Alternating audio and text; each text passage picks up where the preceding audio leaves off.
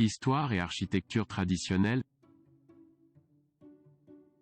Ici, devant la mairie de Bárcena de Campos, nous commençons son parcours historique. Selon les études de l'archéologue Herman de Lib de Castro, ces lieux étaient déjà habités il y a 5000 ans, plus précisément dans le village de San Cebrián sur une terrasse de la rivière Valdavia, où ont été trouvés des outils en pierre et en céramique. Jesús Domínguez Aparicio, un historien local, constate qu'au XIIe siècle, Doña Mayor, comtesse de Lara, a fondé l'ermitage d'Esperina, construit sur la colline du même nom, constituant sa confrérie à laquelle appartiennent encore 7 communes.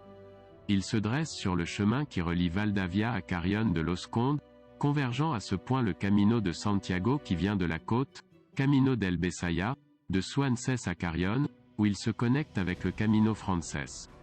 2 marchés annuels ont eu lieu dans l'ermitage, ce qui témoigne de son importance au cours des siècles passés. Nous terminerons l'examen historique lorsque nous atteindrons la plaza.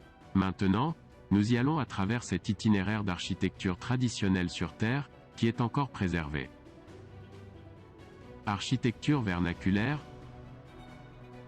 On commence par ce bâtiment de l'hôtel de ville datant de 1785, en tant que dépôt d'église. Sa construction est reconnaissable sur sa face nord, puisqu'elle conserve l'ossature de briques pleines et de pisé enduit du mélange typique de chaux et de sable.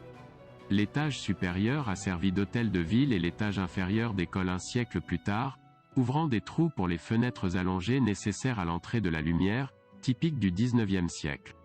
À gauche de ce bâtiment, nous avons un mur d'adobe avec la défense de la truelle de terre que ce type d'architecture utilise. Ensuite, une salle de voiture et meule de foin, construite en pisé, avec des murs épais dus au coffrage et à la façade nord de la maison Alvarez de Miranda. À l'opposé, la maison d'école, probablement de la fin du XIXe ou du début du XXe siècle, avec une base en briques pleines et des murs en pisé sans colombage. Quelques marches plus loin, l'abside et l'atrium de l'église de Santiago, pour entrer dans la plaza Renaissance.